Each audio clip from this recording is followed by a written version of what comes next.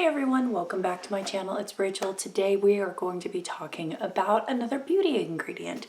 So I did my first video on this series and had pretty good feedback from everybody. So everyone seemed to really enjoy it. And so I thought I would go and continue this series where we just dive into a different ingredient that we find in skincare products and go over what it is, why is it in there, is it helpful, and any helpful tips on how to use it. So today's topic is going to be CBD.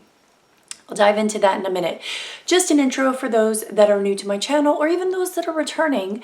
My name is Rachel and normally I do unboxings, beauty, lifestyle, and all that kind of stuff. But recently I started branching out into going into the skincare ingredients. And the reason is for those that don't know, but a lot of you guys do know, I am a physician. I am an emergency medicine doctor, so I am not a dermatologist. But my background is microbiology, and then I became a emergency medicine doctor. So I feel like I have a pretty good understanding of science, and I can look at a lot of these things and do some research and give a little bit more of an in-depth interpretation of these products. By all no means, this is not advice to anybody. This is just us getting into some ingredients and doing some research together. I just present this to you guys and you take from it what you will or what you won't, and that's all it's meant to be. So anyway, so CBD, what is it? We're seeing it a lot recently, and it is just like really just blown up recently. And now it seems like every month we're getting some new product in our beauty box that has a CBD in it, okay? And every major makeup brand is coming up with it. Like I can remember when Milk Makeup came up with the Kush mascara. I can't even name all the different companies that are throwing CBD in it, but everybody is, and they're making kind of like pot references. So when you hear the term CBD, your mind jumps to, oh, this is pot, but that's not exactly true. So CBD stands for, and you guys will see me, I took lots of notes, I did lots of research over a week or so. It stands for cannabidiol. It is a phytocannabinoid, and it was discovered in the 1940s. Now, cannabinoids are from a group of plants. And so one of those plants, the most infamous, is marijuana. And that's why you see a lot of these references to like getting high and smoking up with CBD. But cannabinoids are also found in its sister or cousin plant called hemp. And most of your CBD products are actually from the hemp plant because most states, marijuana is not legal. And so 90% of us that are going to get our hands on CBD, it's going to be from a hemp plant. So no, you're not getting a plant that's going to get you high. Okay. So it is the, CBD is present in marijuana. It's the second most prevalent ingredient in cannabis or in marijuana as well. But CBD itself does not cause a high. The ingredient in marijuana that causes a high is THC. And that is not or should not be in these beauty products. Okay. So in humans, the the WHO, if you guys don't know what that organization is, it's the World Health Organization. It's kind of like the CDC equivalent to the entire world. So they do a lot of research on different things. A lot of times you'll hear about the WHO for infectious diseases type work, but they look at a lot of different things. So the WHO states that CBD exhibits no effects indicative of any abuse or dependence potential. And it is technically legal in all 50 states if it is hemp derived. As of there was like a farm bill in 2018. I was looking this up because when I was doing my research, some of it was saying, oh, well, it's not all legal in every state, but then it looks like in 2018, a bill went through and it went legal in all states. So that is probably why in 2019, it has become just all the rage. So both CBD and THC, remember THC is what gets you high in marijuana, are cannabinoids, and they are in cannabis or in marijuana and hemp. So you have varying amounts of them in both of them. Okay. All right, so let's get into the nitty gritty, because when all these products say CBD, you're just thinking, okay, I'm getting straight up CBD.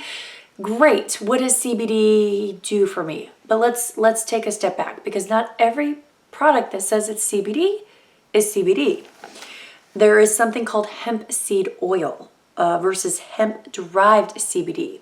Okay, and I didn't even know this until I started doing the research, but hemp seed oil comes from actually pressing the seeds. Okay, and it is cold pressing the seeds. You'll hear about like cold pressing with different oils, so cold pressing olive oil and that kind of thing.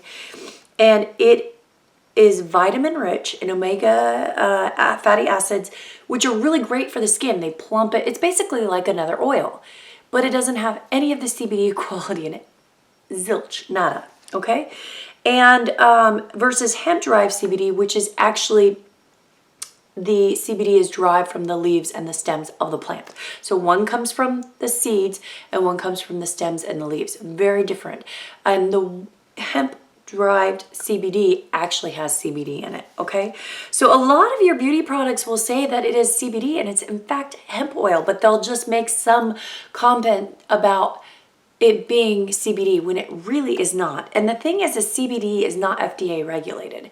It is considered a supplementation. And what that means is that there is no quality indicator or quality measure that they have to go through to prove a concentration amount, to prove that it is even what they say they are. So they could say it has CBD and it has maybe just a teeny tiny drop, and that is, they can claim it because there's no regulation to say otherwise. So when you get CBD instead of hemp oil, it actually is supposed to have some anti-aging and anti-inflammatory properties. Well, we'll go over all of that in a minute when I talk about the research studies and how it's beneficial to your body or not beneficial. Okay, so when you look at CBD products, there is actually terminology. So the terminology, you've got full spectrum, broad spectrum, and isolate, okay? So they tell you in general, if you can find a product that is full spectrum CBD, that's what you really want. So full spectrum means that it is cannabis extracted. So they have all the product in it. So they have the CBD, so they have the leaves and the stems, so they can get the CBD, the anti-inflammatory effect. And then it also has the hemp seed oil, so you get the omega fatty acids, and it's combined, and it causes kind of I've seen this term called entourage effect. We're not going to go into that term much, but basically all of that works together to really help your skin. So you have one that's anti-inflammatory, and then the omega fatty acids, which are plumping and nourishing to your skin. Okay, so you got full spectrum. That is what everybody is saying you should get. There's also broad spectrum. So broad spectrum, now mind you, I haven't even gotten into full spectrum might have a little THC in it. We'll get into that in a second as well.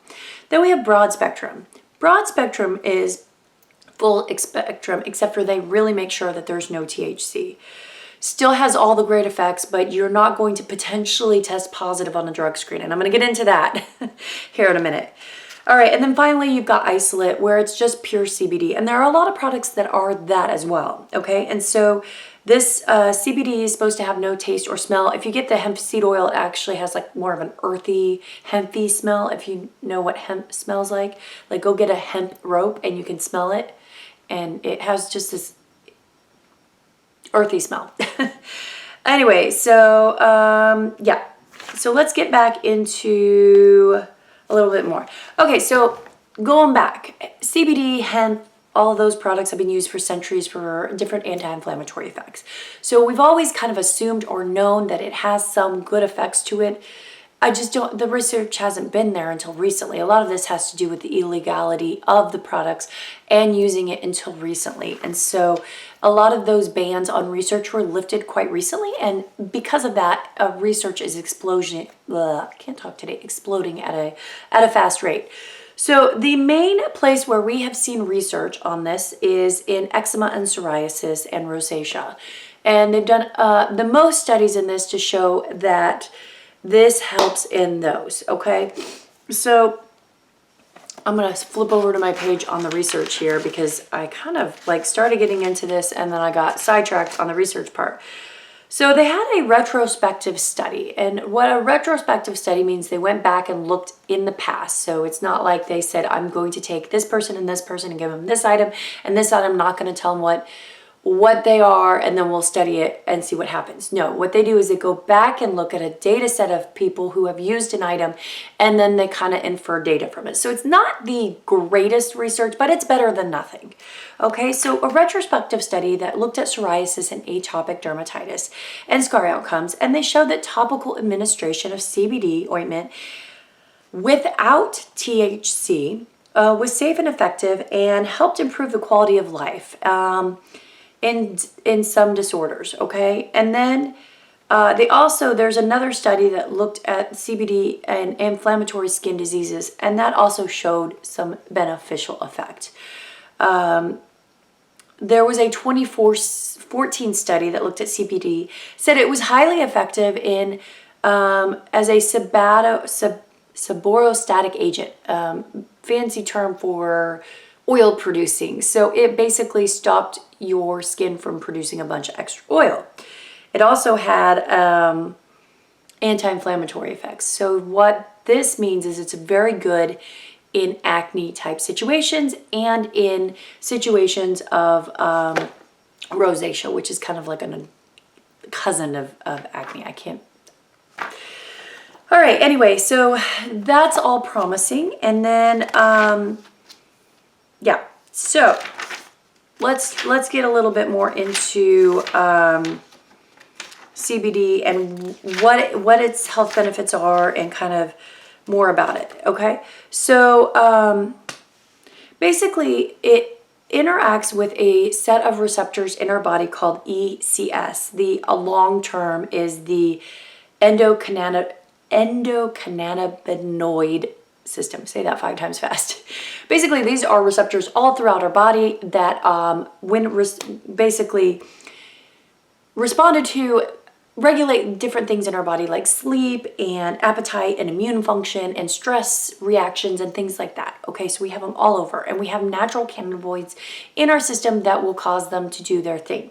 So a lot of the CBD that you see beneficial is people are taking CBD oil by mouth, and then it's supposed to go and hit these receptors, and it's supposed to be a calming effect, a sleeping effect, and all that. Now, they're still doing tons of studies on that. There are some studies that show that that's helpful. The problem is they don't know the dose, and it's not FDA regulated, like I said. So right now, it is a supplement, and you don't know how much or how little you're getting in these CBD oils, and you don't know if they're pure CBD oil. Some of these are mixed with THC for one reason or another. So just a thing to know, okay? And then they did, like I said, some studies with CBD oil on skin, and they found that it was helpful in an anti-inflammatory, but they really only studied it with these skin conditions like eczema and seborrheic dermatitis and those kind of things. But there is this high potential of antioxidant, but they really haven't studied it much in humans. They've shown that whether you get it from hemp or marijuana, it's about the same. Sourcing it doesn't matter. And CBD from hemp is supposed to have less than 0.3% THC, right? So theoretically, you should not test positive on a drug screen, but you can. So I get a little iffy about these products purely from that. Like anyone who has to take a drug screen for work or other reasons, you just have to be really careful about this, because the problem is, again, it's not FDA regulated. So THC can eke into this in just enough amounts that you could test positive, okay? And the problem is if it's CBD derived from marijuana, you can have anywhere from 5 to 35% THC. That could totally screw up your life if you are getting drug tested or you live in a state where this is, just keep those in mind, okay?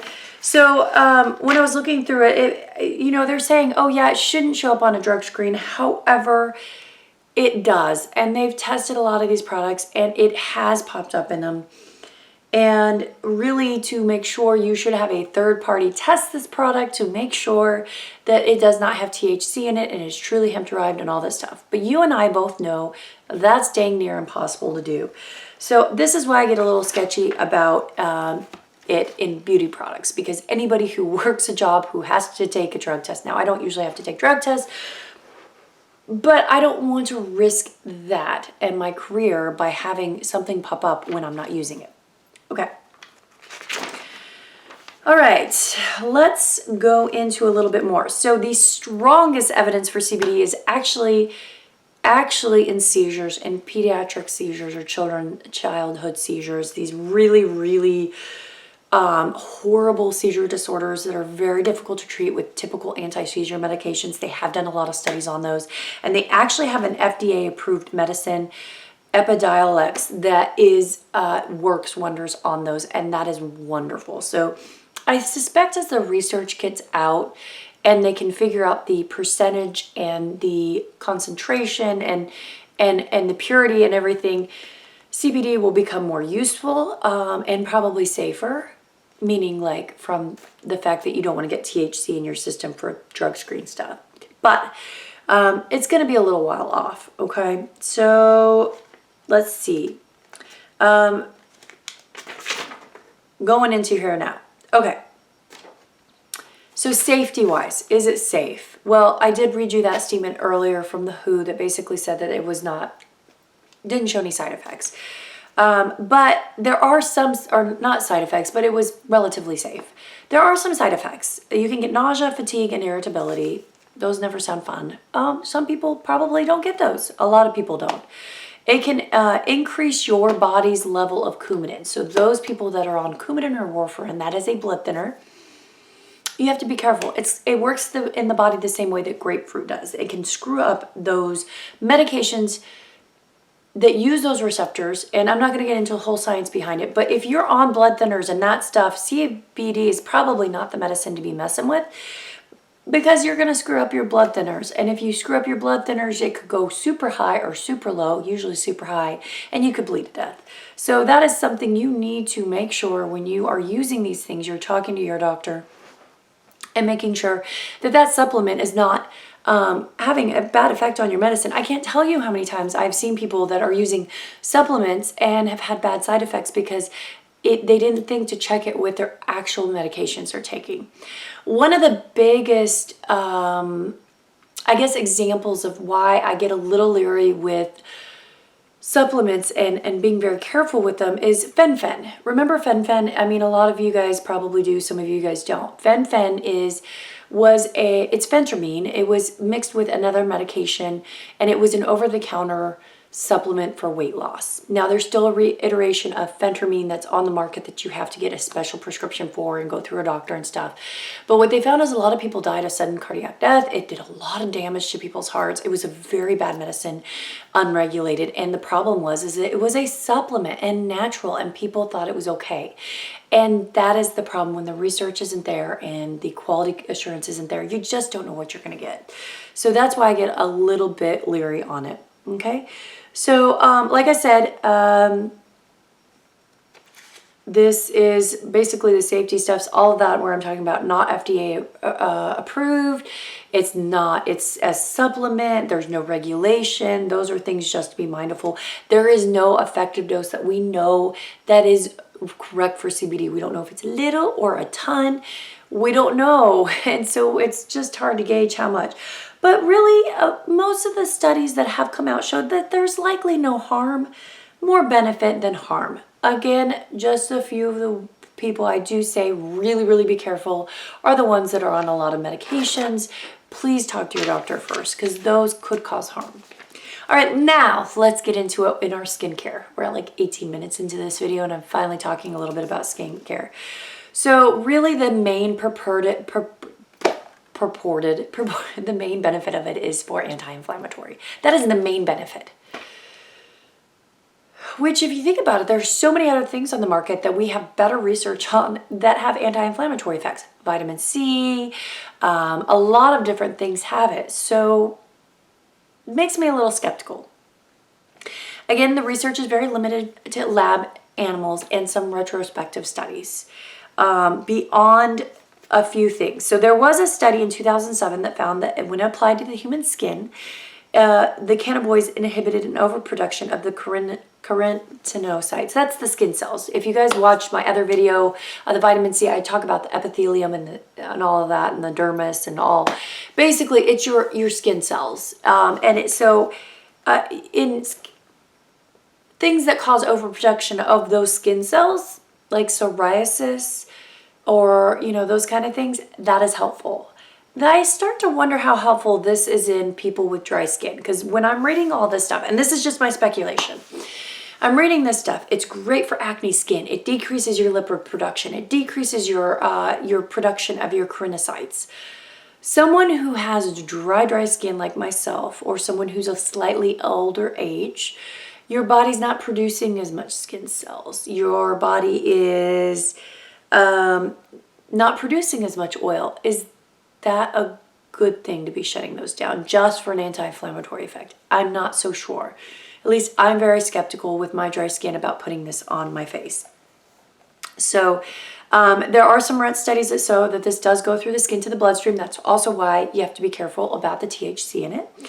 And so yeah, there's a specific receptor that they have studied in animals and that shows that it is found both in skin, and that receptor is affected by this medication or this ingredient, and that can cause a role or an effect in inflammation and signaling to the skin.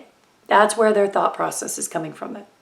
However, a lot of things I read said there's really not a lot of benefit to it overall. Like, you might as well just get a really good facial oil.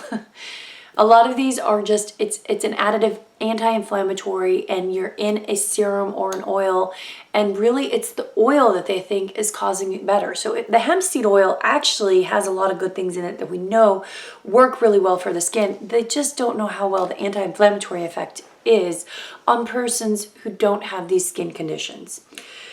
So overall, from what I read from most dermatologists, they are not recommending this because they just don't see enough evidence to show that it is truly worth the benefit.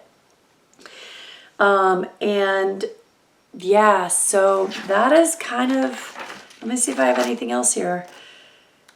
Yeah, that's it. So big bummer. I was expecting it to show something better. Like when I did all my research on vitamin C, I knew vitamin C was good for the skin, but I didn't realize how good it was for the skin and all the different intricacies of it. And I was like, wow, I really need to add this back into my routine. And like, this is amazing. The more I read about CBD, I'm not sure, at least for me personally, I have a couple products that I'm going to look at and decide if I'm going to keep or just give away.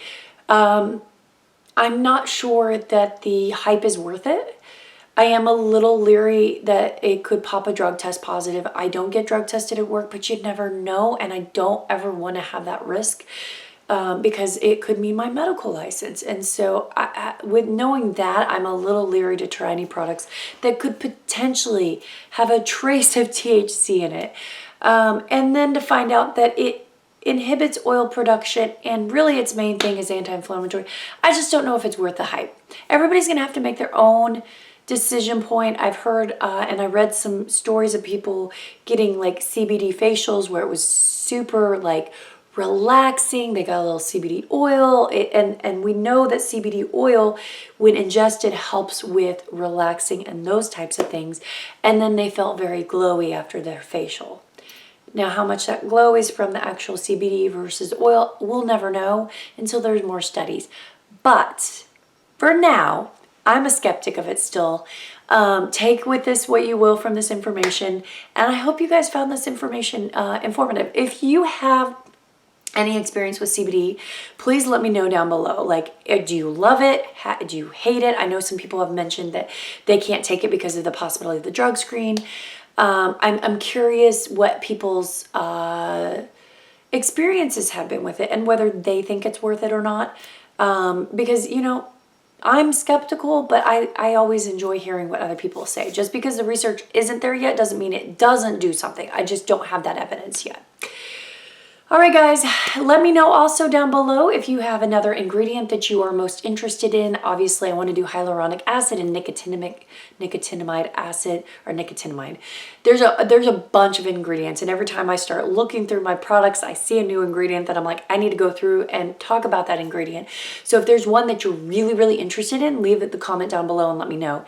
As always, thanks you guys for watching. Please give this a big thumbs up, share it if you'd like. You know, obviously, if you're not subscribed, subscribe and hit the notification bells. I will be trying to do a couple of these a month, maybe 2 or 3 a month. So this series will keep going. All right, guys, bye.